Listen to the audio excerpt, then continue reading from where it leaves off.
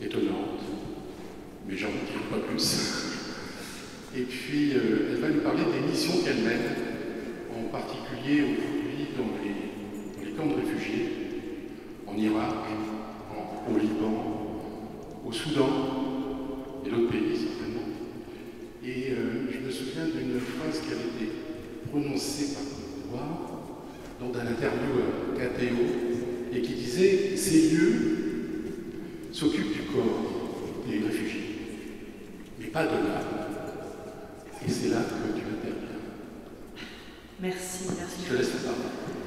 Bonsoir. Je suis ravie d'être ici parmi vous ce soir à Luçon. C'est la première fois que je viens ici, dans ce lieu, dans cette belle cathédrale. Et parce que c'est une cathédrale, moi j'aurais besoin, avant de parler, on invoque l'Esprit Saint. Donc si vous voulez bien, on peut se mettre debout, on va faire un beau signe de croix et on va chanter un petit chant de l'Esprit Saint. Pour confier cette soirée au Seigneur, que ce soit vraiment lui qui agisse dans nos cœurs.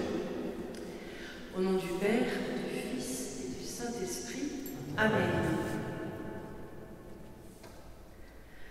Viens, Esprit du Dieu vivant, renouvelle tes enfants. Viens, Esprit Saint, brûler de ton feu.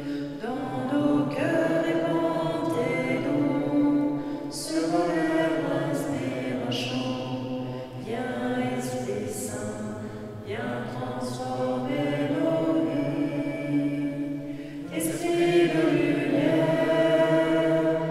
Esprit créateur, restaure en nous la joie, le feu, l'espérance.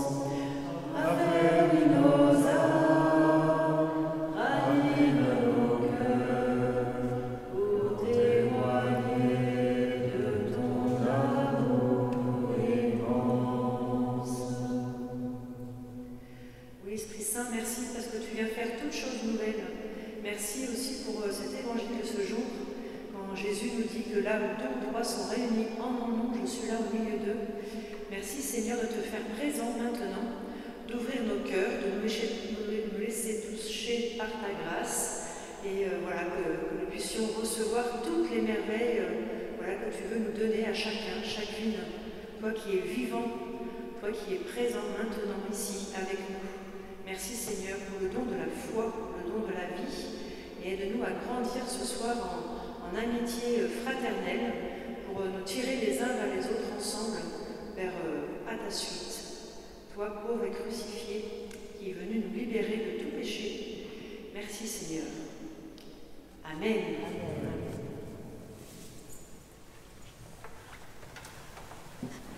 Est-ce que vous allez bien? Alors, avant de parler à proprement dit de la mission, est-ce que vous me dites simplement, vu qu'on est en petit comité familial, c'est très bien, vous me dites simplement si je parle trop vite ou pas, si vous m'entendez bien ou pas bien. Et donc, Karine Neveu, je suis originaire du Loir-et-Cher, la région centre, et j'ai grandi dans une famille contre Dieu, anticléricale. J'ai appris depuis toute petite, jusqu'à mes 23 ans, que Dieu n'existait pas et qu'après la mort, tout s'arrête. Donc ça a été toute mon éducation. Alors, juste un petit peu pour faire un petit retour en avant. Donc moi maintenant, je suis basée à Tours et je suis envoyée en mission chaque année comme consacrée par mon évêque au service des évêques là où je vais à l'étranger. Donc ma vie de missionnaire a commencé et voilà, ça a commencé comme ça.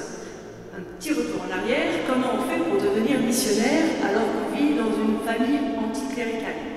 Et même moi j'étais anticléricale.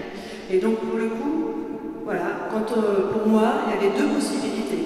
Si Dieu n'existait pas et que tout s'arrête après la mort, première option, c'est quoi le sens de la vie? Si tout s'arrête après, c'est déprimant, il n'y a plus de sens, il n'y a pas de là.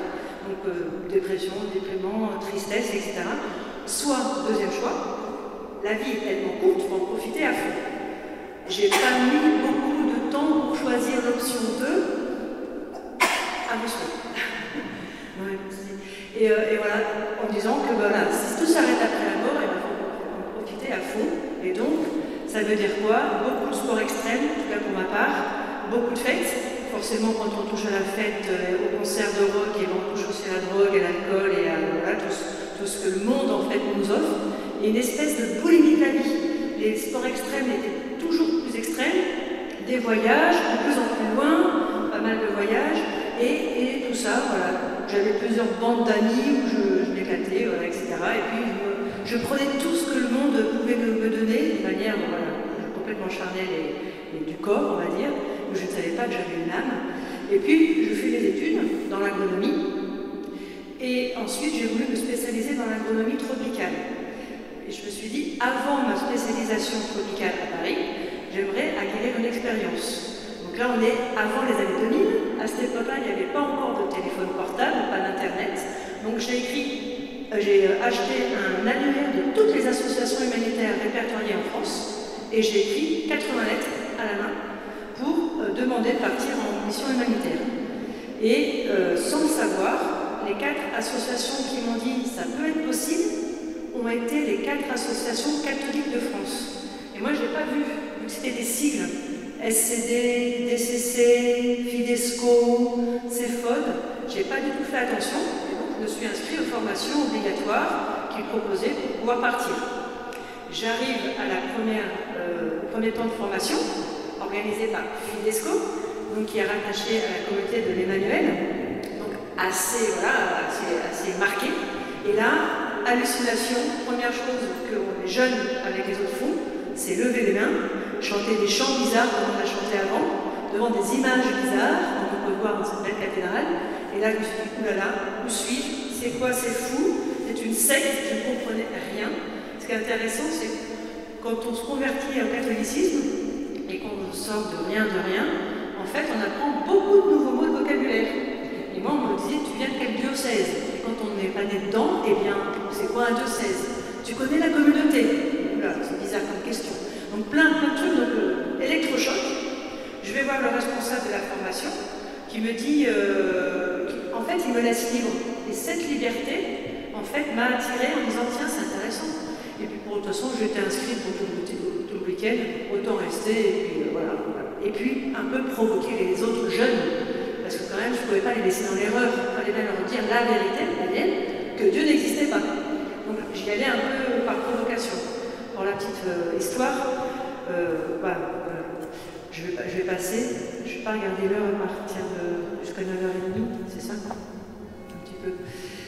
Et donc, provocation, je n'arrive pas à les coincer dans leur raisonnement, j'attends, je ne comprends pas grand-chose, je me suis dit, bon, je suis là, on verra bien, et puis je profite du moment, quoi. Et en même temps, dans ce regard de ces autres jeunes cathos qui étaient là, leur regard, il y avait une joie que je ne connaissais pas. Il y avait quelque chose, une étincelle, ils avaient l'air heureux d'une autre manière. Et ça m'interpellait beaucoup. Alors, ça m'agaçait au départ, mais après, ça m'interpellait. Je me dis, qu'est-ce qu'ils ont que je n'ai pas? Alors, j'ai découvert après que c'était quelqu'un et pas quelque chose, qui s'appelle Jésus. Mais en tout cas, cette joie un petit peu étonnante m'a beaucoup marquée.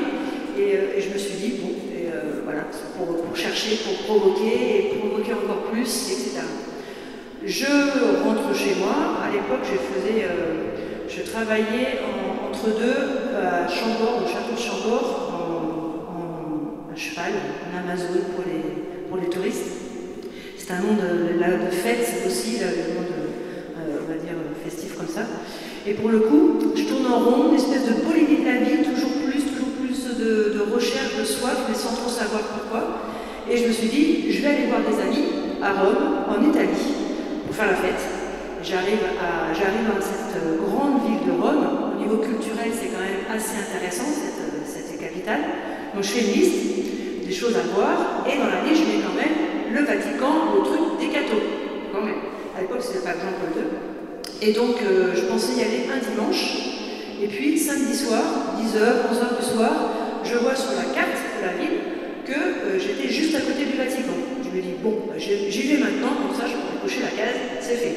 Et j'arrive tard, et là, je vois quand même au fond, la place était déserte, et 2-3 personnes qui rentrent au fond dans un bâtiment. Je me dis, tiens, c'était ouvert à cette heure-là, étonnant. Donc, je rentre, et là, bon des mondes, je reconnais le pape Jean-Paul II qui était présent là, au milieu, que je reconnus parce que j'ai voulu manifester contre lui quand il est venu à Tours. Voilà, pour la petite histoire, j'ai trouvé quelque part. Et puis, impossible de visiter, c'était tellement plein à craquer que je m'assois dans un coin, je ne comprends rien, je ne comprends pas du tout ce qui se passe, je ne sais pas de quoi il parle, ça dure longtemps, je commence à m'ennuyer, ça dure très longtemps. À un moment, je dis bon, c'est bon, j'en ai marre, je me lève pour sortir, et au moment où je me lève, tout le monde se lève. Ah, génial, leur truc doit être fini, je me mets dans une file pour sortir, la file avance, et elle avance, et puis à un moment, je me retrouve devant un monsieur habillé tout en blanc, qui donne des trucs. Moi, je ne savais pas ce que c'était. Alors, je regarde à droite, à gauche, je vois que les gens en reçoivent, prennent et mangent.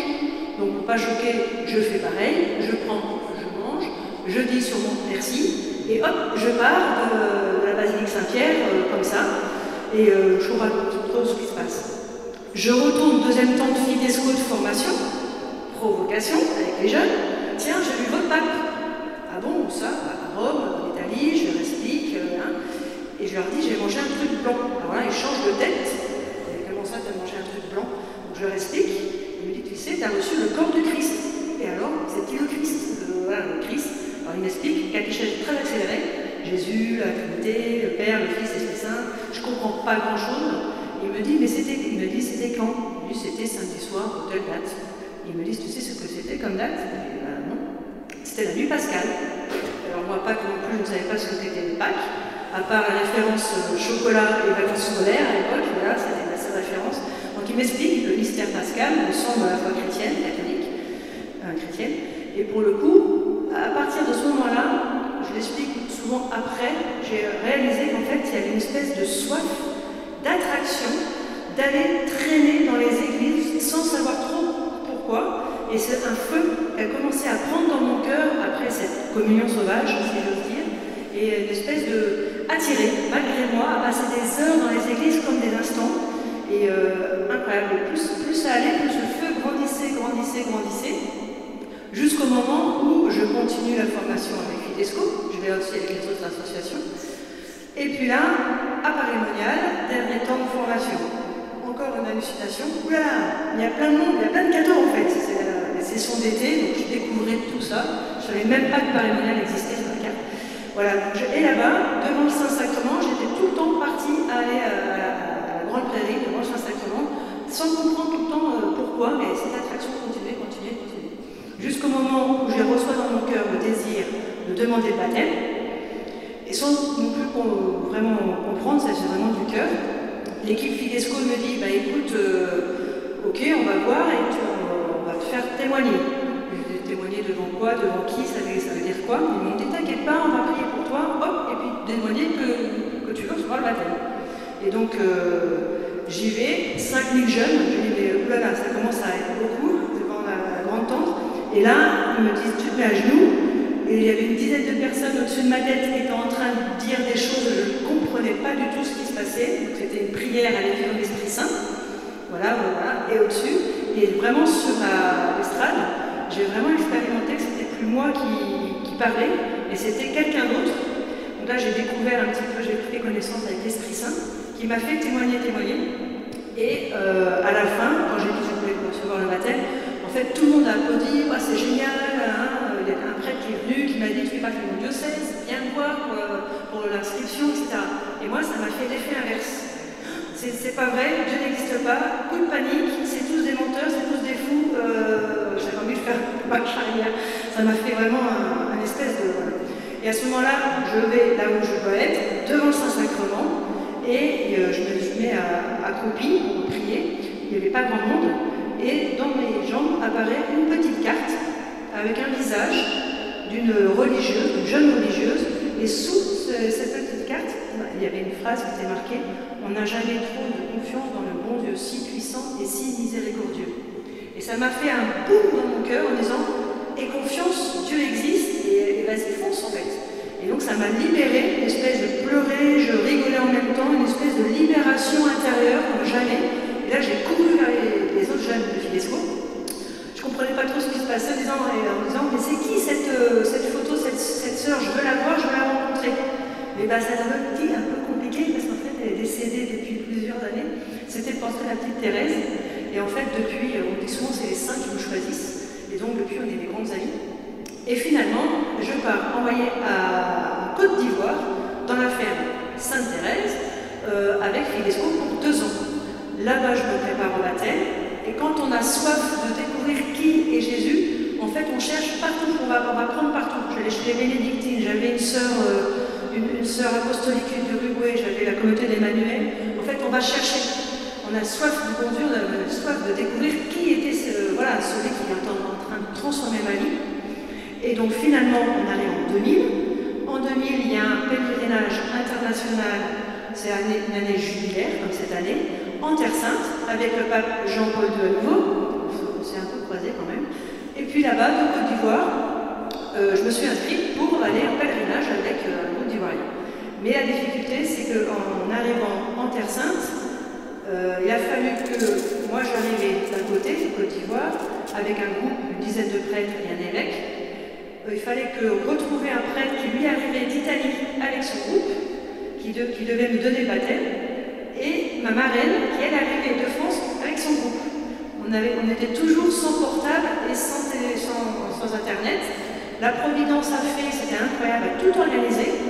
On s'est retrouvés finalement après la grande messe avec le pape Jean-Paul II le vendredi sur le mont des Béatitudes, le dimanche matin au bord du Jourdain.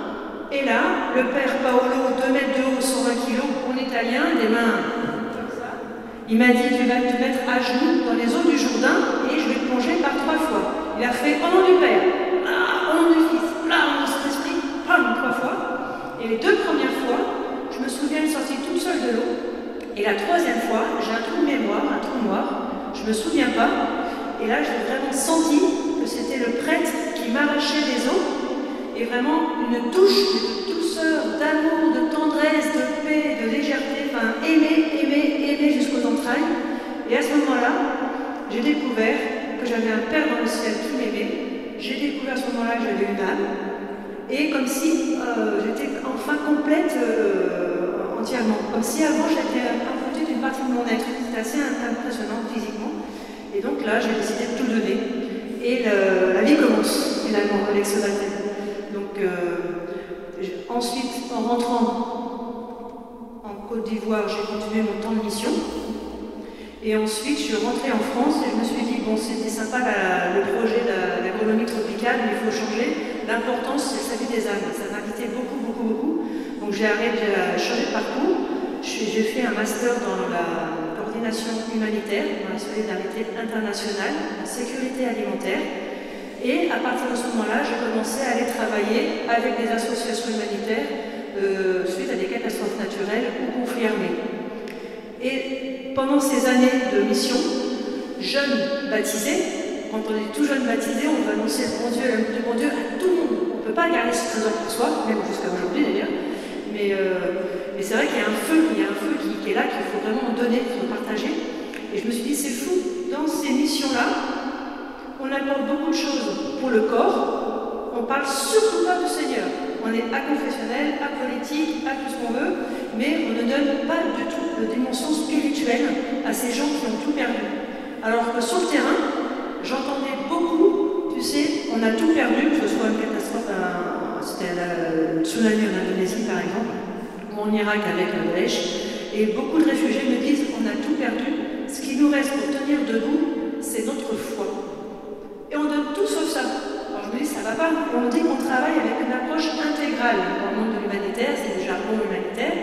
Mais si on travaille vraiment avec une approche intégrale, il faut surtout donner cette dimension spirituelle à ces gens qui ont tout perdu pour qu'ils puissent rechoisir la vie et se redresser et repartir en fait. Et donc, en accord avec ceux qui m'accompagnaient spirituellement, je suis consacrée, je ne me suis pas présentée jusqu'au bout, je suis consacrée, j'étais avec la communauté de l'Agneau plusieurs années, et là, vu que ma mission est plus au niveau de l'institution d'église, j'étais en train de bifurquer vers le consacré du diocèse qui m'envoie en mission. Et donc, c'est impressionnant de voir que finalement, le plus important en termes d'intégralité, c'est les corps, âme et esprit. Il faut répondre à tous ces besoins pour que les gens puissent se reconstruire. Et donc j'ai fait 2 ans, 2 fois de suite l'Irak, pendant et après Daesh. Après, il y a eu le Soudan, il y a eu à nouveau le Soudan du Sud, il y a eu le Liban, il y a eu la Grèce. Là, j'ai fait le choix de vivre avec les réfugiés dans un camp sur l'île de Samos. Et finalement, j'ai arrêté de m'occuper de sécurité alimentaire et je me focalise sur ce soutien fraternel et spirituel. Je pars les mains vides, enfin presque vides. J'ai une valise pour mes affaires, une autre valise, c'est plein de sacristies, plein de bougies, plein d'icônes sur tissu, plein de stensoirs à offrir à l'évêque, enfin, voilà, plein de matériel un petit peu de voilà. C'est un peu une mini-église de poche, on va dire, je ne sais pas peut-être pas comme ça, mais voilà. Pour après déployer des actions pastorales là où je suis envoyée au service de l'église qui m'accueille. Je fais tout avec l'église locale et c'est vraiment. Je vais vous en parler un petit peu, mais c'est vraiment cette intuition d'être avec les gens, construire l'amitié, redonner l'espérance, des visites de compassion, de consolation, et se faire un petit peu tout à tous, quelles que soient les confessions auxquelles je suis confrontée. En fait, la compassion, quand on a tout perdu, c'est universel, surtout universel. Voilà.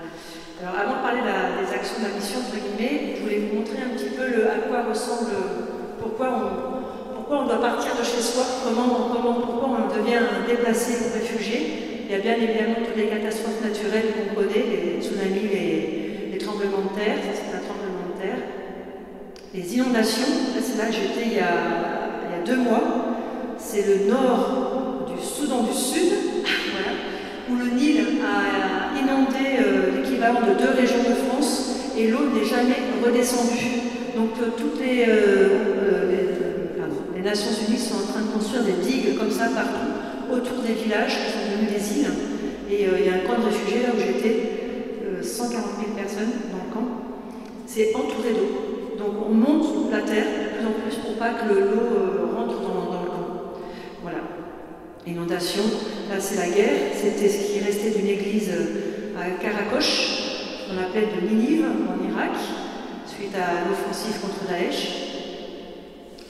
Et là, c'est les camps, ça c'est un camp à Djouba, au Soudan du Sud aussi, où il y avait 80 000 personnes. Donc c'est des chiffres énormes. Je crois qu'on a dépassé, je ne sais plus, les 15 millions de réfugiés sur la planète. Et en fait, il n'y a personne. Au niveau spirituel, c'est plein de brebis sans pasteur. C'est impressionnant.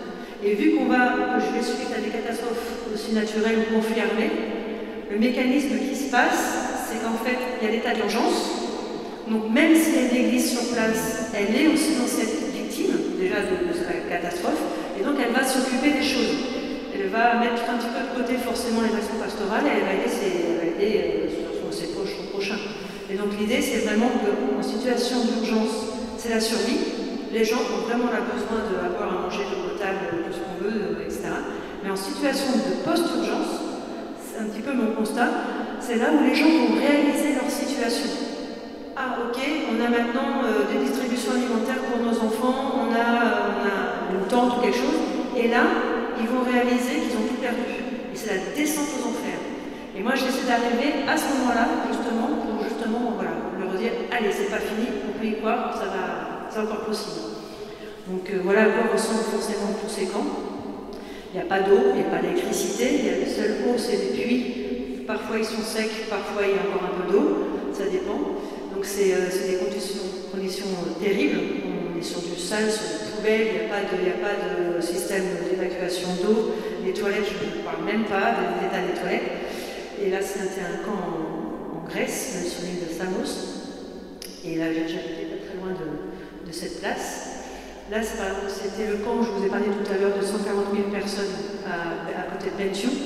Et l'eau qu'on voit, en fait, c'est l'eau de ruissellement qui emmène tout, mais je sens vous parler des détails, de l'eau usée comme de l'eau, voilà, et ça finit c'est pour la récupérer. Mais les enfants, ils vont se laver dans cette eau. Donc il faut imaginer toutes les conditions catastrophiques. Tout ce qui va avec, bien évidemment, ce sont les maladies. Je ne peux pas vous faire toute la liste, mais il y en a malheureusement trop. Et on vit sur ça, on vit vraiment sur les déchets comme ça, à même le sol. Et voilà, un petit peu. Donc, quand je vous dis, est-ce que ça va jusqu'ici? Vous n'avez pas perdu? Donc, quand on fait du soutien fraternel et spirituel. Concrètement, ça veut dire quoi? Sa première mission, c'est visiter. Les gens ont besoin de parler beaucoup. Donc on va visiter les malades. Là, c'était au Liban, quand il y a eu après l'explosion du port, il y a des gros problèmes économiques. Et donc toutes les personnes avec des maladies chroniques, il n'y avait plus d'accès aux soins aux médicaments. Enfin, c'est une catastrophe. C'est pas fini d'ailleurs. Donc on allait visiter, on prenait les jeunes étudiants libanais qui n'avaient plus rien à faire parce qu'ils ne pouvaient plus aller à l'université. Et donc, il y a une jeune, un Rebecca, un jour qui m'a dit « Tu sais, j'ai 19 ans, on est tous pareils dans le village, et le pire, à mon âge, c'est aujourd'hui, c'est de faire face à l'ennui. On n'a rien à faire, il n'y a plus rien à faire. On ne peut plus aller à l'université, il n'y a pas de travail, enfin, il n'y a plus de quoi se chauffer dans les maisons. Et donc, tous ces jeunes, nous, on les embarquait avec les jeunes Français qui étaient avec moi en mission, pour nous aider, entre guillemets, pour la traduction du français à l'arabe, parce que beaucoup parlaient le français, et de les aider à sortir pour aller justement eux-mêmes en mission visiter leurs propres malades dans leur propre village. Et en fait, quand on est parti du Liban, les jeunes, là, ils nous ont dit « Mais vous, les Français, vous rentrez, mais nous, en fait, on veut continuer. On veut continuer à visiter nos personnes âgées, nos malades, même les camps de réfugiés. » Et donc, ça fait une espèce d'engouement dans cette jeunesse qui en vivant la mission, de sortir de soi pour rejoindre le plus pauvre. Et puis on a organisé aussi des retraites spirituelles avec eux, voilà, pour un petit peu leur redonner cette espérance si chère. Là, c'était visiter dans les camps, visiter les familles, bien évidemment, s'asseoir avec ceux qui ne sont pas chrétiens.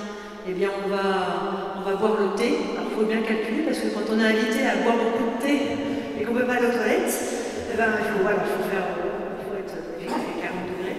Donc là, c'est une famille afghane, une famille sud-soudanaise. Voilà, là, c'était au Liban encore, dans un camp de Syriens. Et je ne sais pas si vous voyez, l'homme qui est à côté de moi, c'est le chef de clan, le chef de sa famille. Il était monogame, il avait qu'une femme. Il a dit « Moi, j'ai la femme que j'aime, c'est la meilleure femme du monde, je l'aime et je ne leur veux qu'une. » C'était un beau témoignage aussi. Et un jour, on va partager avec sa famille un bon repas. Parce que parfois, c'est nous qui allions cuisiner français pour leur faire découvrir la nourriture française, et parfois une syrienne. Donc ce jour-là, c'était syrien. Et on était en train de coucher les patates dans la cuisine de sa tante. On parlait de cuisine, en fait, on est par terre. Hein. Voilà. Et puis, avec sa femme et ses filles, les femmes d'un côté et les hommes de l'autre, musulmans. Et lui, il arrive dans la cuisine en pleurs. Et normalement, un chef de camp, le père de famille, musulman, devant des femmes occidentales, ne pleure pas. C'est pas très fréquent. Et là, on ne comprend pas ce qui se passe. Donc notre traductrice nous explique, on rentre en dialogue avec lui, il me dit « Mais c'est incroyable ce qui vient de se passer. En fait, ça faisait 2 ans, j'avais enterré mes 2 frères à distance. Il y avait 2 frères dans les prisons syriennes. Je ne sais pas si vous en avez entendu parler de ces fameuses prisons. Voilà. Et bien, ils ont fait 7 ans de prison, ces 2 frères. Et il y a 2 ans, on l'avait prévenu qu'ils avaient été tués en prison. Et donc c'était terrible pour lui et pour sa famille parce qu'ils n'ont pas pu rentrer au pays, vivre les funérailles. Donc ils sont restés à distance. Et aujourd'hui, on vient de m'appeler de Syrie. Mes 2 frères sont vivants. Ils sont encore en prison, mais ils sont vivants. Donc j'étais hyper ému. Donc forcément, on a fait la fête, on a vraiment bien fait la fête, la résurrection de ces 2 frères. Et c'était beau parce qu'à la fin, il m'a dit, tu sais, il s'appelle Abou Slimane, tu sais, depuis que vous, les Français, vous venez nous visiter, on n'arrête pas de recevoir que des bénédictions sur bénédictions. Alors merci d'être là. Et on fait que manger avec eux. Alors il faut avoir un estomac missionnaire aussi, c'est assez aiguisé. Voilà. Il y a plein de petites histoires comme ça, je ne peux pas vous en raconter beaucoup, mais voilà, c'est quand on vient à l'Évangile, il y a vraiment une richesse de relation avec la personne en fait. On n'a rien à leur donner. Et donc de l'amitié, c'est vraiment qu'il y a des belles choses qui se font et parfois même des miracles qui se font avec les enfants. Ah, c'est une famille kurde, le peuple kurde. Donc c'est beaucoup de visites bien évidemment. C'est aussi visiter des prisons. Donc là, on est dans une cellule d'une prison à Awil, au Soudan du Sud. Donc c'est des cellules où c'est des conditions pitoyables. Là, les nattes, on a fait un don. Alors, ça ne m'empêche pas d'acheter et de donner des choses de temps en temps aussi, mais c'est depuis l'amitié. Et c'est souvent après. On n'arrive pas directement à donner des choses, mais là, c'était tellement catastrophique, cette prison. 800 hommes, une cinquantaine de femmes avec bébés, donc c'est interdit par la loi internationale, et des enfants, malheureusement. Et donc, il n'y avait rien. Donc, on a acheté plein de nattes, on a acheté, je ne sais plus, une centaine de cartons de savon, ils n'ont pas de savon pour se laver. Donc, ça n'empêche pas aussi de temps en temps quand même de faire des choses plus concrètes. Voilà, là, j'ai un voile sur la tête, parce qu'on est à Khartoum, donc le Soudan, avant qu'il y ait la guerre. Et à Khartoum, dans cette prison, on était tolérés, et on allait que vers les chrétiens, on n'avait pas le droit de parler aux musulmans. Mais il y avait deux lieux. Il y a le lieu normal, où l'aumônier pouvait célébrer la messe, et il y a un autre lieu terrible, qui est les condamnés à mort. Donc c'est une prison dans la prison. Et là, c'est des gens, tous les condamnés à mort sont enchaînés aux pieds, parfois même aux mains. Et en dialogue avec l'aumônier, je lui ai proposé que le temps qu'il célèbre la messe d'un côté, on n'avait pas le temps de célébrer une deuxième messe, c'était par les autorités de la prison. Je lui ai dit, si tu es d'accord, moi je vais exposer le Saint-Sacrement avec un catéchiste, comme ça le catéchiste qui parle bien couramment l'arabe, il peut faire la partie de la parole, la célébration de la parole. Et après, quand tu reviens, il courait à la fin de sa première messe pour rentrer le Saint-Sacrement et donner la communion aux prisonniers. Et ça, on a fait ça pendant 2 ans. Et ce qui est incroyable, c'est que c'est quand même des gens qui sont enchaînés. Et quand on voit des gens enchaînés aux pieds qui viennent se prosterner devant le Saint-Sacrement, c'est vraiment se donner cette grande espérance. Parfois, on ne les voyait pas dimanche suivant, si l'exécution avait eu lieu. Et c'est vraiment de leur dire ça, cette force de l'espérance, qu'il y a quelqu'un qui les attend de l'autre côté. Quoi qu'il se passe, en tout cas, il y a quelqu'un qui les aime et qui a les bras grands ouverts pour les accueillir. Et un jour, il y en a un qui s'est mis à chanter, et des chants d'action de grâce, et incroyable. Merci Seigneur pour le don de la vie, merci Seigneur pour la foi, c'est incroyable. Et les gens enchaînés, moi j'ai encore, je pense, le bruit des chaînes dans mon oreille. Et ce qui est terrible, c'est que quand ils font des bêtises, pour les punir et les humilier, on va réduire les maillons de la chaîne. Donc c'est des chaînes qui sont très grosses, très lourdes, donc ils ont un système de ficelle pour tenir la chaîne comme ça, pour mettre à la ligne. Et quand on a une chaîne, on marche, on est un peu coincé. Vous voyez, genre. Mais quand on réduit les maillons de la chaîne, eh ben on ne marche plus comme ça, et on marche comme ça. Et pour faire à peu près 100 mètres, on met à peu près 1 heure. Donc c'est terrible, ça se passait encore maintenant c'est la guerre au Soudan, donc les prisons sont vidées, mais c'est aussi des humiliations fortes comme ça. Donc c'est vraiment aller dans ces lieux où personne ne va et essayer de mettre, quand humainement on croit que tout est fini, tout est impossible. Moi j'ai vraiment l'intuition en tout cas de mettre Jésus au centre. Et mon boulot c'est finalement faire seulement ça. On monte la direction du tabernacle, on monte la direction de Jésus. Jésus est là, point barre. Maintenant, Seigneur, c'est toi qui travailles. Moi, je monte la direction, c'est mon boulot. Et après, c'est au Seigneur de faire le reste. Donc, forcément, c'est des moments forts. Ça, c'est la prison, je vous ai parlé tout à l'heure, 800 personnes. Il n'avait qu'une seule visite par an dans cette prison pour une messe de Noël. Avec le prêtre et les catéchistes du lieu, on a monté une équipe avec une Française qui est avec moi en mission. Et on a pu aller maintenant les visiter toutes les semaines. Donc quand le prêtre pouvait venir, c'était la messe, et sinon avec les catéchistes, on faisait des célébrations de la parole, parfois donner la communion quand ils étaient là. Mais voilà, c'est vraiment leur donner aussi c'est des actions pastorales, c'est vraiment aller prier avec les gens. Et ils ont tellement soif, ils ont une joie mais incroyable pour chanter, la foi c'est vraiment quelque chose, on ne se pose pas la question si Dieu n'existe ou n'existe pas. C'est vraiment, c'est inné, et c'est impressionnant parce que tous ces pays, il n'y a qu'en Occident et en Chine, si j'ose dire, qu'on se permet de dire que Dieu n'existe pas. Partout ailleurs sur la planète, Dieu existe. Avec plusieurs confessions, bien évidemment, et c'est pour ça que au Liban, on peut parler entre les musulmans, les chrétiens, il n'y a pas de problème. Une fois, pour la petite histoire, on était dans un restaurant, on était une bonne tablée, et avant de manger, on baignait le repas, et à la fin du chant, au moment de dire Amen, en fait, on a entendu, mais partout dans le restaurant, Amen. En fait, toutes les autres tables ont répondu Amen avec nous. Donc c'est impressionnant de voir que ce n'est pas privatisé un petit peu comme chez nous en France. Dieu est omniprésent dans nos vies, partout. Et Inch'Allah. Voilà, donc là c'est la partie des femmes. Donc nous on allait chez les hommes, chez les femmes et chez les enfants. Les enfants ont aussi des chaînes aux pieds pour certains, donc c'est terrible. Mais ils ont très soif de ces temps de prière, de visite. Là c'était un homme en isolement. Alors cet homme-là, à chaque fois qu'on arrivait, il nous disait "Oui, I love you, I love you". Traduction, je vous aime, je vous aime. Alors pour lui répondre, on était en pleine prière avec les 800 hommes de l'autre côté, et là on dit Yeshua Nia'alim, ça veut dire en dinka, Jésus t'aime.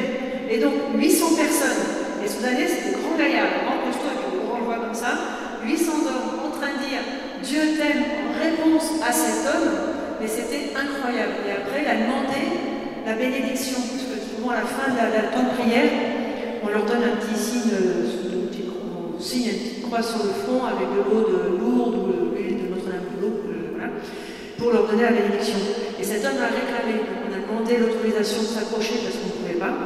Et finalement cet homme, donc il est nu dans sa cage, il ne sort jamais. Donc vous imaginez, il n'y a pas de toilette, sa pièce est à peu près 1 mètre sur 1 mètre, il est enfermé là depuis je ne sais pas combien d'années, mais il est là. Et là, de voir cet homme qui pose sa tête contre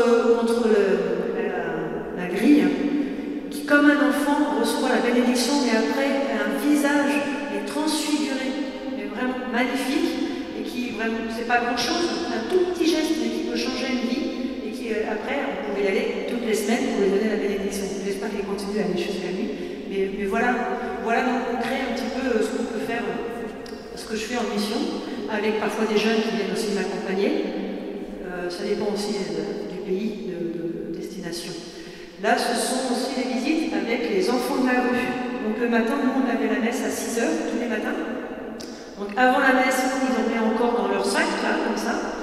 Et puis après la messe, ils étaient enfin réveillés. Et donc on allait les voir, on passait pareil, passer du temps avec eux, parfois même prier dans la rue avec eux. Enfin, ils sont très demandeurs.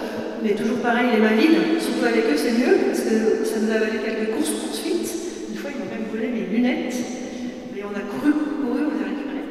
C'est comme ça qu'on fait amitié aussi, voilà, c'est courir ensemble, si j'ose dire. Et là on a pu aussi, pour certains d'entre eux, les scolariser tout le monde d'ailleurs, parce que je crois qu'au Soudan du Sud c'est terrible, il va y avoir 72% de la population qui est analphabète, donc c'est énorme. Et ces enfants, quand on les met dans une école, et bien en 2 mois, 3 mois, ils deviennent les premiers de la classe. Mais ils m'ont époustouflé. Et la joie de les aider à écrire pour la première fois leur prénom, ils sont tellement fiers, tellement beaux de dire oh, regarde, Karine, viens voir, hop, et puis ils montrent leur prénom. Et c'est vrai qu'après, ils étaient hyper contents d'aller dans retrouver un petit peu la scolarité, parce qu'ils nous disaient souvent, tu sais, le seul moyen qu'on ait de sortir de nos conditions, c'est d'apprendre à lire et à écrire. Donc ils sont hyper motivés, forcément. Voilà, les enfants de la rue. Ah oui, là, ça c'était à Will, avant c'était ailleurs. Et puis c'est aussi donner du beau. Parfois, quand c'est vraiment voilà, le beau, ça élève l'âme beaucoup. Donc c'est la belle musique, c'est faire des belles choses, soigner la liturgie, soigner toute la partie des nappes blanches, des bougies belles, des petites choses simples, mais qui embellissent et qui donnent aussi beaucoup de joie pour ces enfants, qui sont parfois dans des conditions catastrophiques. Un autre pilier important de la mission, au-delà des visites, c'est la mise en place de l'adoration du Saint-Sacrement dans le cœur des camps, avec bien évidemment les prêtres ou les sœurs religieuses qui sont sur place. Donc là, on était en Grèce, sur ce camp de Samos, et on a eu, je ne sais pas si je peux dire l'avantage ou le désavantage, mais d'avoir un tremblement de terre et un tsunami sur l'île de Samos. Ça n'était pas arrivé depuis je ne sais pas combien d'années. Et pour le coup, on a perdu notre seule église catholique de l'île. Sinon, c'était qu'orthodoxe. Et beaucoup de réfugiés descendait au village pour aller à la messe chaque jour, avec un prêtre jésuite cette fois-ci. Et pour le coup, à cause de tsunami, plus lieu de culte. Donc je sympathise avec les évangélistes du camp qui me disent pas de souci, tu peux utiliser nos tentes pendant que... Voilà. Et malheureusement, 2 jours après, un feu surgit dans le camp, toute la moitié du camp détruit par le feu, dont les tentes cultes des évangélistes. Et pour le coup, j'ai dit au père jésuite, Père, c'est maintenant ou jamais. Si on veut avoir un lieu de culte pour les catholiques dans le camp, eh bien, faisons une tente pour ça. Il a dit, ok, bon. Donc hop, je fais mes appels aux dons.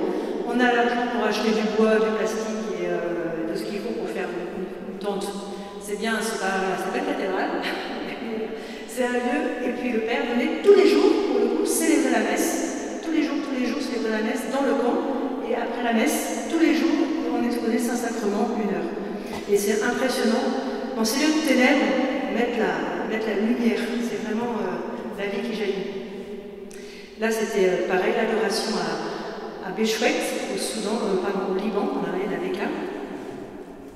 Alors peut-être que vous reconnaissez Notre-Dame de Pontmain, mais parce que c'est un jésuite au début du 19e siècle qui est parti avec une vierge de Pontmain, qui l'a emmené sur ce sanctuaire, et il y a plein de miracles. C'est hyper populaire pour les Libanais. Autant les Français, on va plutôt à Raïssa, mais les Libanais vont beaucoup visiter ce petit sanctuaire de Béchouet. Voilà. Et la force aussi du Saint-Sacrement, en Irak, c'est pareil, on a, avec le prêtre et les petites sœurs de Jésus, on exposait tous les jours aussi dans ce camp, à Shkitou, ça s'appelait ce camp. Et un jour, il y a une femme irakienne qui m'a dit, tu sais, avec Daesh, on a tout perdu. En 2 heures, tout s'est arrêté. Mais maintenant, depuis le temps que je viens contempler le visage du Christ dans le Saint-Sacrement, vous l'avez donné effectivement régulièrement, je suis maintenant capable de dire merci à Daesh, parce que oui, en 2 heures, ils m'ont tout pris, mais grâce à eux, ils m'ont permis de revenir à mon cœur profond et de retrouver ma foi, par la force de l'adoration du Saint-Sacrement. Voilà, ce sont des témoignages que moi je reçois. On est tout petit face à ces gens et cette force de soif et de foi. Là, c'était une procession au Saint-Sacrement où j'étais il y a 2 mois. Donc Bentiu, juste une petite parenthèse, c'est le pape François qui a créé l'année dernière, en juillet 2024, un nouveau diocèse à Bentiu, où il n'y a rien. Et en fait, c'est un ami évêque italien combonien qui est devenu ce nouvel évêque de ce nouveau diocèse. Il y a un nouveau nom apostolique, il y a un nouveau gouverneur, tout est nouveau. Donc voilà, il y a tout à faire, il n'y a pas de cathédrale. Quand on a un nouveau diocèse, il faut construire une cathédrale, il faut construire un évêché, il faut des paroisses, il faut des prêtres, il faut tout construire, tout est neuf. Et j'ai reçu par des amis bienfaiteurs une vierge de Pontmain à nouveau. Et elle m'a dit, tu en fais ce que tu en veux. J'appelle mon ami, le mec, je lui dis, écoute, t'as pas de cathédrale, mais est-ce que tu cherches au moins une vierge, une statue de la Vierge? Si tu veux, j'en ai une de 1 mètre de haut. Si tu veux, je prends l'avion et je te la livre. En plus, ça m'a permis de faire d'autres choses en même temps. Il m'a dit, ok, je suis très intéressée et merci, c'est énorme, cadeau. Donc, au mois de mai, ils ont célébré le centenaire de la foi chrétienne sur ce territoire. Ils ont fait une grande fête et je suis partie avec la Vierge de Pontmain pour la livrer pour ce nouveau diocèse. Et la première chose que fait ce peuple pour accueillir des gens, on était 2 à descendre de l'avion, le nonce apostolique et moi-même, avec la Vierge. Et pour le coup, la première chose que ce peuple fait, c'est de nous faire le geste de lavement des pieds. C'est impressionnant. Ils n'ont rien. En fait, c'est des gens qui ont perdu 3 fois tout. Ils ont fui la guerre du Soudan du Sud en allant au Soudan, à Khartoum. Une première fois, ils ont tout perdu. La guerre avec le Soudan, il y a à peu près maintenant 2 ans. Une deuxième fois, ils ont tout perdu. Donc ils reviennent, ce qu'on les appelle une retournise. Ils reviennent sur leur terre que pour les plus jeunes, ils n'avaient jamais connue. Et 3e fois, inondation, plus rien. Ces gens ont tout perdu 3 fois et ils nous lavent les pieds. Incroyable. Moi, ça m'a scotché. Et ensuite, la première chose qu'a fait cet évêque, on ne commence pas l'essentiel, on fait une grande fête et on fait une grande procession du Saint-Sacrement de 7 km à 45 degrés, sans rien, sans manteau, sans tout ça. entre les deux églises qui existaient, une est devenue la cathédrale, mais vous allez voir la photo, c'est pas une cathédrale, voilà, c'est pas la même qu'ici, mais c'est une cathédrale, en tout cas dans le cœur. Et on a fait cette procession du Saint-Sacrement de 7 km avec, et donc il y a 10 prêtres qui faisaient partie de leur ancien diocèse, qui ont fait le choix de rester sur leur même paroisse. Donc en restant sur leur même paroisse, ils ont changé d'évêque, ils ont changé de diocèse, mais ils ont dit bon, on reste ici, on n'a pas de souci. Et donc 10, ils ont fait 10 stations pendant ce chemin avec le Saint-Sacrement, et ils ont fait 10 stations de la résurrection, pour donner la vie au cœur de cette nouvelle terre de mission qui est ce diocèse de Bentiu. C'est un peu fou. Voilà, là c'est une amie qui est convertie de l'islam au christianisme. Pardon, je fais ça comme ça. Je ne peux pas tout raconter, mais voilà.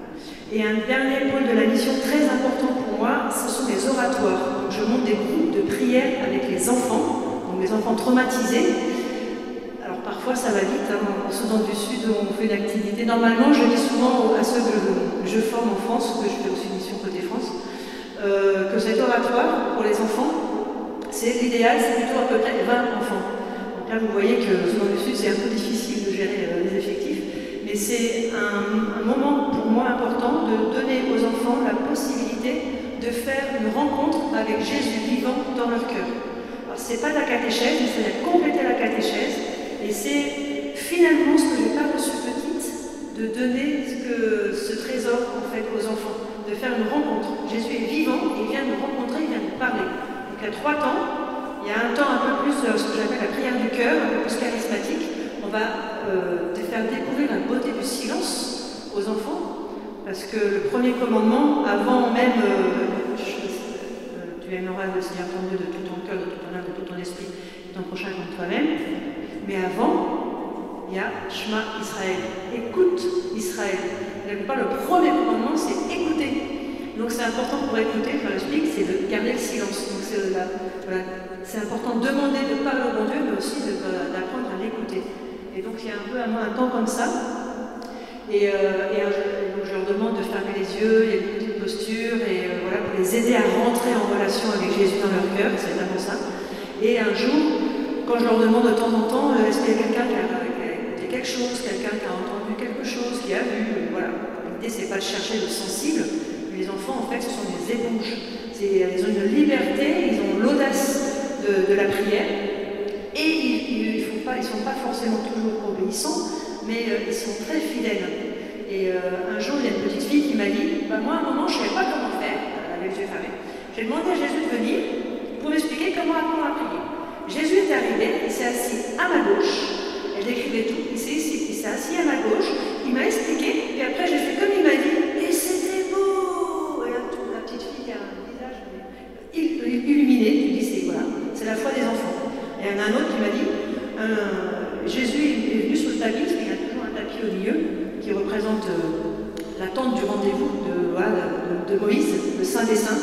Tout ce qui se passe directement avec Jésus, c'est sur le tapis. La bénédiction, c'est sur le tapis, la parole est sur le tapis. Et un jour, il y en a un qui m'a dit, Jésus est monté sur le tapis, il s'est mis à genoux devant la parole, et puis il feuilletait la parole de Dieu. Bon, d'accord. Un jour, il y en a un, il y a plein d'histoires, mais pour les plus incrédules, il y en a un qui dit, moi, c'est un peu le cancre de la classe, c'est en miracle cette fois-ci. Moi, j'ai rien vu, rien entendu, rien senti, rien du tout. Ok. Est-ce que tu veux qu'on reprie pour toi? Il hésite. Bon, ok, d'accord. Hop, on se remet les mains sur les genoux, on referme les yeux, on demande, je fais des petites phrases, coupez de silence. Après, au fur et à mesure, le silence grandit, les petites phrases deviennent de moins en moins. Viens, Seigneur Jésus. Jésus, je t'aime. Des petites phrases comme ça. Jésus, viens dans mon cœur, visite mon cœur. Donc ça, on reprend, et puis à la fin, vous pouvez ouvrir les yeux, et à ce moment-là, le jeune garçon, il fait un bond de sa chaise, il dit, il est venu, Jésus est venu. Incroyable. Et après, il était au rendez-vous toutes les semaines. Impressionnant. Donc voilà, c'est la foi des enfants. J'avance pour finir. Donc c'est aussi la partie du cœur et la partie après avec la parole de Dieu. On va m'enduquer la parole. Alors, m'enduquer la parole, ça veut dire quoi? On va la répéter. C'est une pratique qui est vieille comme l'Église, si j'ose dire. Et donc, on prend l'Évangile et on répète l'Évangile 3, 4 fois. On le coupe en petites phrases et chaque petite phrase, on la répète. Donc, moi, je fais ça avec les enfants pour que la parole, elle ne reste pas là. Elle descend bien dans le cœur. Et puis, moi, personnellement, je le fais dans mon temps de prière tous les jours. Parce que le nombre de fois, sinon, quand je vais à la messe, personnellement, je dis « c'était quoi l'Évangile? C'est terrible. » Donc, ça va pas du tout. Donc, m'enduquer la parole, c'est un petit exercice que tout le monde peut faire. C'est hyper pratique, je fais de la pub, j'en profite. N'hésitez pas à répéter, m'enduquer la parole. Le lavement des pieds, bien évidemment. Et un jour, c'était aussi en Irak, le lendemain de faire le geste avec toutes les classes, il y a la sœur Van, qui est une dominicaine, la directrice de l'école. C'était des enfants, c'était une petite fille de 5 ans. Elle me dit, tu peux venir dans mon bureau parce que je voudrais te raconter un truc. Parce qu'il y a hier soir, Tal, petite fille, est rentrée chez elle et elle a dit à ses parents, aujourd'hui, Jésus, il est venu à l'école, il nous a lavé les pieds pour nous montrer comment il fallait nous aimer. Et parce que papa, maman, je vous aime, je veux aussi vous laver les pieds. Et elle a lavé les pieds de toute sa famille. C'était une quinzaine. Incroyable. En plus, voilà comment on met en pratique à l'école des enfants. C'était l'évangile d'hier d'ailleurs. Donc c'est magnifique. C'est aussi évidemment comment les initier à l'adoration du Saint-Sacrement à l'intérieur de cet oratoire, pour l'épiphanie, je le fais en général. Voilà, c'est impressionnant de voir comment les enfants sont capables de contemplation, et moi ce sont mes maîtres spirituels. Tous ces gens-là deviennent vraiment mes maîtres spirituels pour grandir dans ma propre foi et apprendre à prier. Et la plus belle récompense, ce sont tous ces visages, tous ces sourires, toutes ces transformations, parce qu'au fur et à mesure des mois, on arrive, c'est l'horreur, c'est la guerre, c'est la violence, c'est la haine, c'est la mort. Et au fur et à mesure, on voit l'espérance qui renaît, la joie qui revient sur le visage des enfants. Au fur et à mesure, les visages se transfigurent, se transforment. Et c'est pour moi la plus belle récompense de voir que le Seigneur agit et fait vraiment beaucoup, beaucoup de miracles. Que c'est la victoire de la vie sur la mort. J'ai eu la possibilité de refaire une mission en Irak il y a 2 ans, donc 6 ans entre le moment où j'étais partie, où j'avais laissé la plaine de Lénine, mais complètement détruite. Et là, je retrouvais l'Irak, la plaine de Lénine, reconstruite. C'est pas fini, mais de voir comment le témoignage de ces chrétiens qui ont refait le choix de repartir à Karakosh, à Mossoul, à Karamles, dans tous ces villages de la plaine de Lénine, leur présence est un témoignage de vie, que la vie et la victoire est faite, en fait. C'est jamais fini. Voilà, la mort a été vaincue une fois pour toutes. Merci Seigneur. C'est des activités aussi avec les ados, les étudiants. Ça, c'est la petite chapelle que je vous ai dit tout à l'heure dans le camp de Samos. Voilà, la chapelle de la résurrection. Et là, c'est le don de la prison. Et là, c'est une autre chapelle, c'était à Awil. Le problème, c'est que dans un camp, c'était à 99 musulmans de Soudanais radicaux. C'est l'islam radical parce que c'était avec Bachir, le dictateur. Et dans ce camp, il y avait aussi des chrétiens qui étaient très peu, mais qui étaient persécutés. On brûlait leurs tentes, voilà, il y avait toujours des persécutions. Donc avec les autorités du camp, ils nous ont demandé un petit coup de pouce. Donc pareil, je fais appel aux dons rapidement. Les dons arrivent, on a pu payer cette chapelle officiellement construite par les autorités du camp comme un lieu devenu intouchable.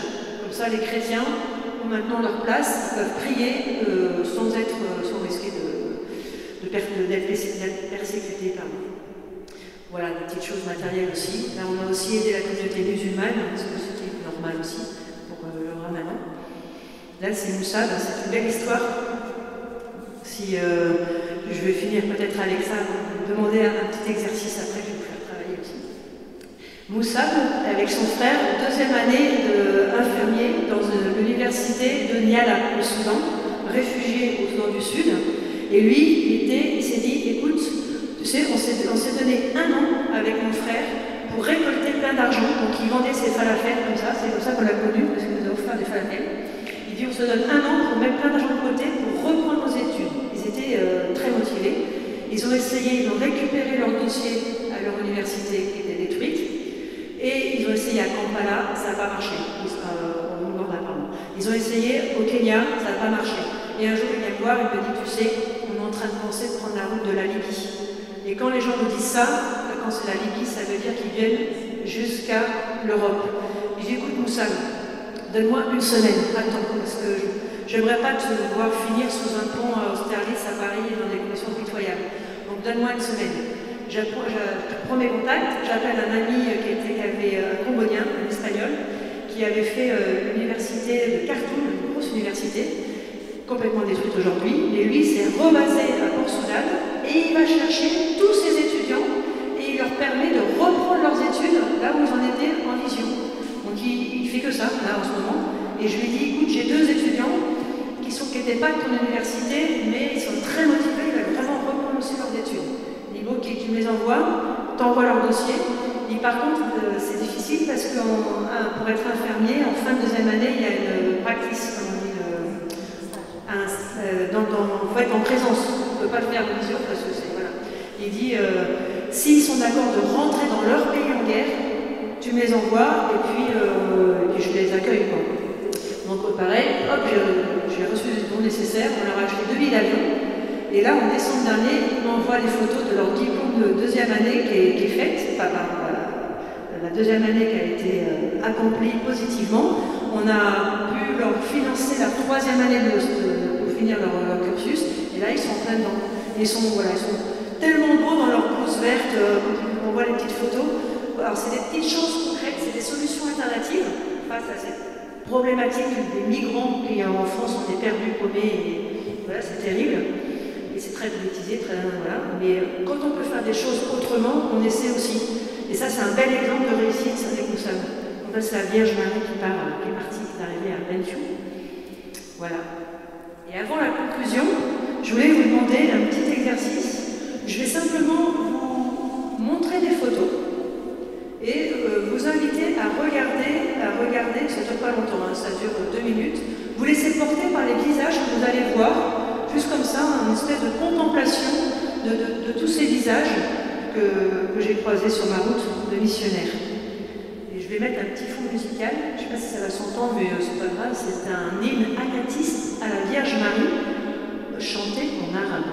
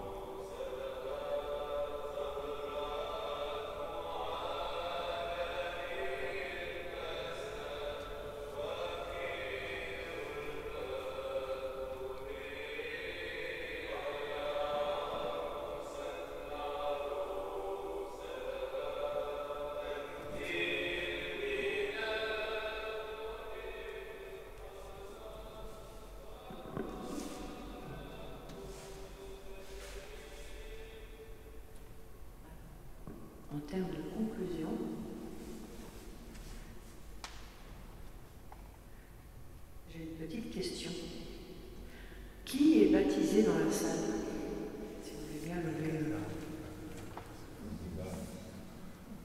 c'est incroyable. Vous imaginez là le Seigneur, comment il se réjouit. Oh, j'ai plein de missionnaires. Incroyable. À Luçon aussi. Non mais c'est incroyable.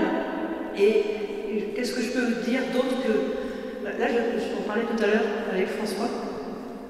J'ai 50 ans, 25 ans sans connaître Dieu, pile à la moitié, 25 ans de baptême. Je lui dis, tiens, c'est intéressant de voir. Et comment je peux vraiment dire, je suis passée vraiment du bocal à l'océan. Et quand on fait le pari de suivre le bon Dieu, alors ça passe par nos vulnérabilités, nos pauvretés, parce que parfois c'est pas non plus facile, hein, parfois je vous là. Voilà. Et en fait, d'expérimenter ça, que le Seigneur, en fait, il est vraiment, il nous veut heureux, il nous veut bien heureux. Et quand on fait le pari de tout lui donner, en fait, il bénit, et puis il nous fait faire des choses que je n'aurais jamais imaginé vivre, tout ce que j'ai vécu aujourd'hui. Maintenant, il y a un petit point aussi dans le côté France. Alors, j'ai 7 mois par an à l'étranger, 5 mois en France, chaque année, depuis 10 ans. Donc ça, pour les camps, en tout cas.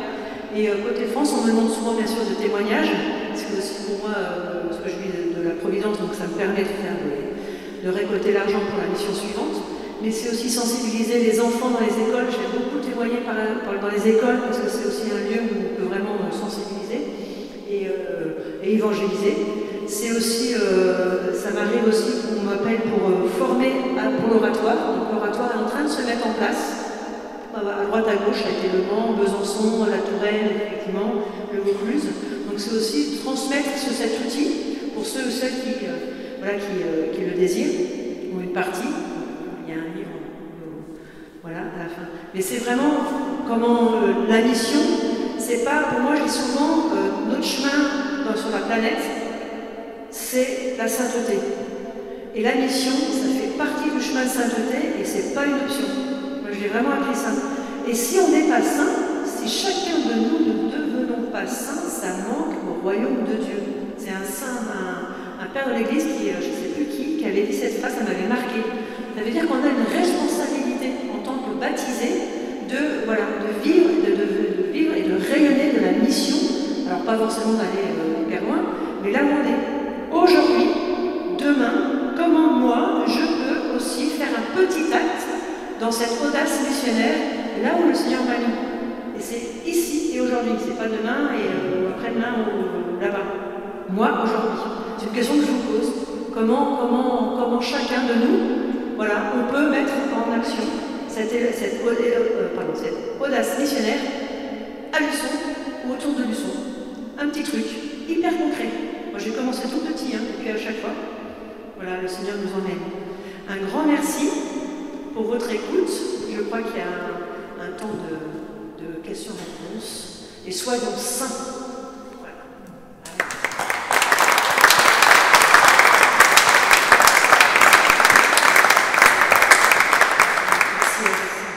Merci Karine pour ce beau témoignage. Et à la suite du Christ, la petite séquence en finale est pas mal, c'est super. Ouais. C'est que des visages croisés. Ouais. Chacun que je connais. Ah oui, est-ce que je me permets, parce que je repars en mission là, au mois de novembre, donc je veux bien vous prier pour la destination parce qu'il y a plusieurs possibilités et mon cœur, j'ai du mal à bien décerner, avec mon évêque bien évidemment, mais voilà, si vous pouvez prier pour ça. Et puis pour ceux et celles qui veulent, il y a donc le livre, et puis il y a des flyers. Si certains se disent, bah tiens, je veux bien donner un coup de main, un petit soutien pour la prochaine mission, il y a des flyers où tout est marqué dessus pour mieux connaître par le site internet déjà. Et puis si vous avez à cœur de faire un petit don pour l'association, quand vous voudrez, si vous voulez, ou sinon déjà la prière, c'est très important. Merci. Quelques mots sur l'association que tu as créée? Eh bien, ça s'appelle Mission Naïm Espérance, je ne parle pas. Cette réalité missionnaire dure depuis 10 ans, mais l'association n'a que 3 ans. Voilà, elle est basée à Paris et on est soutenu avec du conseil, principalement du conseil pour la mettre en place par Fidesco, mais c'est en termes d'experts pour nous aider. Et c'est cette petite association qui fait le lien, qui est le cadre du vélo, si j'ose dire, entre l'évêque de Tours qui m'envoie en mission, et puis l'évêque d'accueil qui m'accueille sur la mission. Et donc c'est la petite association de l'envoi qui fait le lien, qui soutient la réalité missionnaire de Naïm. Moi, j'avais une question aussi. Donc, tu as écrit un livre qui va donc être disponible à l'avant, avec dédicace possible. Comment ça t'est venu, cette idée de l'écrire? Alors, c'est pas moi je voulais pas. Voilà, je n'ai pas forcément le don d'écrire un livre, voilà. Mais c'est un ami journaliste en famille chrétienne qui m'a poussé, il m'a dit tu devrais, me connaissons bien. Donc je dis oui, on verra. Et à un moment, j'ai pas eu le choix. En fait, c'est la mise en donné un monsieur, Loïc Mérion, qui m'appelle. Il dit bonjour, je suis des éditions Ardèche, je vous appelle de la part de Samuel. Il paraît que vous auriez un livre. Ah, d'accord. 2 minutes après, bonjour, je suis Benjamin Coste, je vous appelle de la part de Samuel. Je suis prêt à vous aider à écrire votre livre. Ok, bon, Samuel, j'ai compris. Et donc je me suis livré à l'exercice en disant si c'est pour toucher les cœurs des gens, je dis oui. Voilà, c'est vraiment l'idée de ce livre témoignage, c'est vraiment un outil pour toucher les cœurs et pour que le Seigneur puisse se révéler à ceux qui ne le connaissent pas encore. C'est un peu l'idée. Et c'est un bel exercice à faire, mais c'est du travail. Sinon, plusieurs fois, tu parles d'avoir appel au don. Donc tu passes par tes contacts personnels. Comment ça se passe? Les dons, oui, alors soit les témoignages, où les gens veulent bien aider, soit des amis ou des fidèles qui sont venus au fur et à mesure qui me suivent, parce que je fais des récits de mission aussi, c'est une manière que j'envoie aux gens pendant la mission, les 2-3 mois. Comme ça, ils touchent aussi le cœur de la mission. C'est une manière pour moi de les remercier et puis de découvrir de l'intérieur aussi ce qui est sur le terrain. Donc ils participent aussi quelque part, ou qui est repris, mais c'est du bouche à oreille. C'est que des dons. Les petits dons, c'est la pauvre veuve qui permet ces missions-là. Très bien. Alors, est-ce que vous avez des questions? Vous nous avez dit que vous étiez né dans un milieu athée, et moi j'aimerais bien savoir aujourd'hui où en sont vos parents, vos frères et sœurs, est-ce qu'ils ont été touchés? Alors, oui, la première fois quand je leur ai dit que je voulais recevoir le baptême, mon père m'a regardé dans les yeux et il m'a dit c'est comme si j'avais raté toute ton éducation. Sujet clos. Et quand je leur ai dit que je voulais donner ma vie comme consacrée à l'église, là les 2 parents m'ont dit notre maison n'est plus ta maison, on ne va plus le voir. Donc il a fallu choisir entre ma famille et Dieu. J'ai choisi mon Dieu. Je me suis dit si je choisis mon Dieu, c'est sûr il va s'occuper de ma famille. Inversement, ça n'aurait pas été possible. Donc le silence, le grand silence, a duré 1 an et demi, 2 ans à peu près. Et je suis allée un petit peu comme ça. Un jour, je passais pas très loin de chez mes parents. J'y suis allée quand même. Et en fait, au départ, mon père, quand il m'a vu en me disant qu'est-ce que tu fais là, en fait, j'ai pas attendu. J'ai foncé vers lui pour casser ça justement. Et je l'ai pris dans mes bras en disant bonjour papa. En fait, l'amour fidèle a gagné. Et petit à petit, alors on n'a jamais parlé du sujet qui fâchait, mais petit à petit, on a mis beaucoup d'humour naturellement. Et c'est l'humour qui a aidé à retrouver la relation. Donc voilà, et depuis ils sont venus me voir en Irak quand même, ils sont venus me voir au Chili aussi, avant. Et voilà, donc ils font leur chemin. Moi je prie qu'ils se marient à l'église avant qu'il y en ait un des 2 qui parte, parce que autant ils étaient anti-cléricaux, mais ils étaient authentiques. Donc pas de mariage à l'église, pas de baptême des enfants, pas de tout ça. Mais en même temps, cette authenticité peut être quelque chose, moi ça m'a aidé aussi. Mais c'est vrai que voilà, ils font leur chemin, petit à petit, mais ils sont passés de anticléricaux à agnostiques, c'est déjà un premier pas. Et demain, j'enterre mon grand-père qui est décédé il y a 2 jours.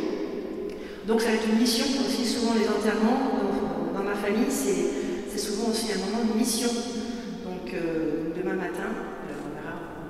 Mais dans la famille de mon père, très communiste, on a beaucoup d'anciens qui sont dans le même cimetière. Moi, je ne savais pas, mais mon père m'a expliqué que sur la tombe de mes aïeux, c'est une colonne brisée, ce qui peut aussi signifier l'anticléricalisme fort. Et un jour, il expliquait ça. Alors, il y avait des colonnes brisées, après, il y avait des tombes avec des croix, puis après, il y avait des tombes sans rien. Et il expliquait, mon père, à mes neveux, tu vois, ça, ce sont tes aïeux. Bon, ta tante, elle aura sûrement sa croix. Moi, je ferai sans rien. Donc c'est déjà un pas. Bon, demain, je ne sais pas comment sera celle de mon grand-père, mais voilà.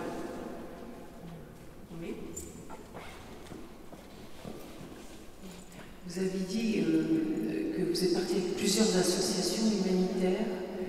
Vous pouvez les nommer quel pays ou est-ce que vous avez une spécificité? Alors ça a été Action contre la faim en Indonésie. Après, j'ai choisi de faire une mission locale avec des associations locales au Chili. Donc ça c'était en lien avec la Vicaria pastorale sociale, c'est les Mochinas, une association pour les enfants travailleurs.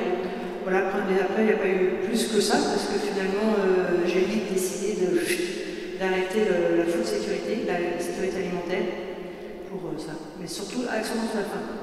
Et c'est une bonne association. Au-delà du spirituel, moi j'ai beaucoup aimé cette émission avec la CF.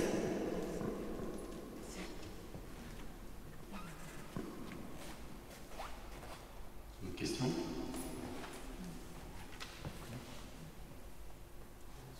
Isabelle? Oui. Vous nous avez parlé de l'image que vous avez entre tandis que vous priez et que vous avez découvert c'était Thérèse de Lisieux. Vous en êtes où avec la petite sœur du ciel? Alors elle répond, mais souvent moins maintenant, mais souvent je lui demandais des signes concrets, forcément avec les pétales de rose, mais elle arrive vraiment avec des choses, il faut lui demander des choses très précises. Et elle répond, c'est incroyable. Donc au fil, j'ai une belle relique de Sainte Thérèse de Lisieux. Et donc elle me suit partout en mission, elle est toujours avec moi. Et voilà, c'est une amitié qui perdure. Mais c'est vrai qu'au tout début de mon parcours, elle était très très présente. Parce qu'à la base, pour paraître l'envoi en Côte d'Ivoire, je vous ai dit que j'étais arrivée à la ferme Sainte-Thérèse, mais 15 jours avant, je devais partir en Afrique du Sud pour un autre projet. Ils m'ont changé mon lieu de mission 15 jours avant le départ. Donc, par exemple, c'est un clin d'yeux de sa part. Et plusieurs choses comme ça. Voilà, mais c'est très très concret en fait. Par exemple, je ne peux pas tout vous dire, mais j'ai perdu j'ai la famille en Polynésie, à Tahiti, sur un atoll de Tuamotu. Et Mamaou, elle s'appelle, quand j'étais petite, je suis allée là-bas, donc je l'ai connue, et j'étais en mission en Argentine. Et j'apprends que ma grande-tante, entre guillemets, meurt. Elle était très amie de Thérèse. Et ce jour-là, je ne savais pas encore qu'elle était morte, je savais qu'elle était en fin de vie. Et je ne sais pas pourquoi, j'ai reçu 97 roses dans la rue, d'un fleuriste. Et il dit, tenez, c'est pour vous. Et c'était exactement le nombre d'années de ma grande-tante qui est morte ce jour-là. Et moi, j'ai dit, Thérèse, c'est dans le fond. Des petites choses comme ça. Et le Seigneur, il a beaucoup d'humour aussi. Où il parle aussi beaucoup par les pauvres. Moi, c'est intéressant parce que j'étais au Chili, en plein combat spirituel, au volant d'une voiture. Je rentre en France à ce moment. Je ne sais pas pourquoi je suis ici encore, en mission, machin, gros combat. Je m'arrête à un feu rouge, et là, il y avait un monsieur qui était très pauvre avec sa barbe, son caddie, son rack dans son caddie, etc., avec l'odeur, voilà, tout ce qu'on peut imaginer. Et il frappe au carreau pour demander l'argent. Et moi, il arrive à ma voiture, il frappe au carreau aussi, je descends. Il me dit, si el Señor me puso aquí, es lo mejor para mí. Que Dios te bendiga. Il part. Il m'a rien demandé. Si le Seigneur m'a mis ici, c'est que c'est le meilleur pour moi. Que Dieu te bénisse. C'était exactement la phrase qu'il fallait que j'arrive plus à parler, que j'entende pour dire, tais-toi, si le Seigneur t'a mis là, c'est que c'est ta mission ici. Voilà. Donc c'est souvent des petites choses comme ça, ou un moutard, en roulant dans un embouteillage en Argentine, qui frappe au carreau. Je suis le chemin, la vérité, la vie. Ciao. Okay. Voilà, quelles petites choses comme ça. Donc c'est vraiment voir aussi tous ces signes d'une autre manière. Par les amis du ciel ou ceux de la terre.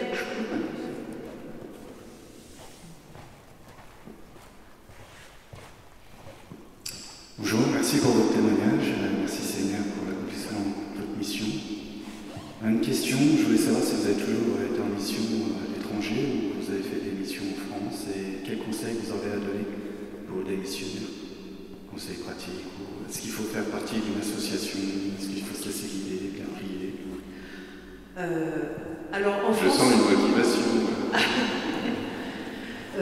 En France, cette partie nouvelle qui est en train de se faire et que l'oratoire est en train de se mettre en place. Après, j'étais allée à Calais pour repérer un peu les lieux, mais vu que mes actions sont très pastorales, les migrants à Calais, même en Italie, je suis allée, c'est plutôt des jeunes dans la force de l'âge, des hommes musulmans. Et moi, c'est moins, moi je suis plus avec des familles, des enfants, et donc c'était moins ça. Mais après, la mission, alors en fait, la mission, elle se vit tout le temps. Moi, il y a un guide spirituel un jour qui m'a dit, tu sais, on devrait reconnaître un chrétien, à la manière dont il marche dans la rue. Ça veut dire quoi? Ça veut dire qu'on peut être tout le temps en mission. C'est pas une obligation de faire partie d'une association. La mission, moi je la vis vraiment partout quand je sors de chez moi. Voilà. Dès qu'on sort dans la rue, on est en mission.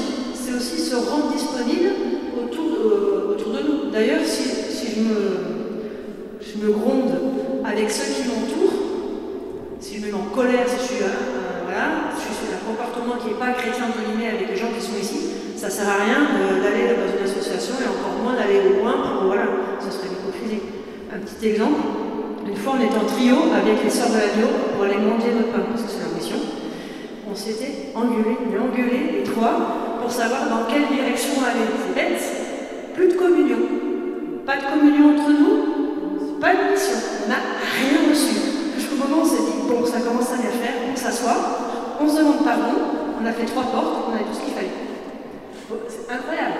C'est que des choses comme ça. Et c'est vraiment la mission. Il ne faut jamais oublier d'abord, petit conseil, le Seigneur nous précède toujours. C'est lui qui l'a fait, c'est sa mission. Donc, tranquille, ok Seigneur, j'y vais, si on ne sait pas trop où aller. Parce que la première fois, je me suis retrouvée dans l'unité des condamnés à mort, avec des gens enchaînés aux pieds, dans la prison, j'étais bloquée derrière un bureau qu'on a utilisé d'hôtel. Dans une pièce, il y a des 60 personnes enchaînées en face de toi, que des grands gaillards. Moi, une femme blanche, je me dis, mais qu'est-ce que je fais ici? Le petit nuage qui passe en disant, mais s'ils veulent me sauter dessus, j'ai aucun moyen de défense. Voilà. Et en fait, le Seigneur, c'est ta mission. Donc le Seigneur nous précède tout le temps. Et puis de le faire, il ne faut pas se forcer en fait, mais il faut se rendre disponible. Ce n'est pas pour moi la même condition de cœur.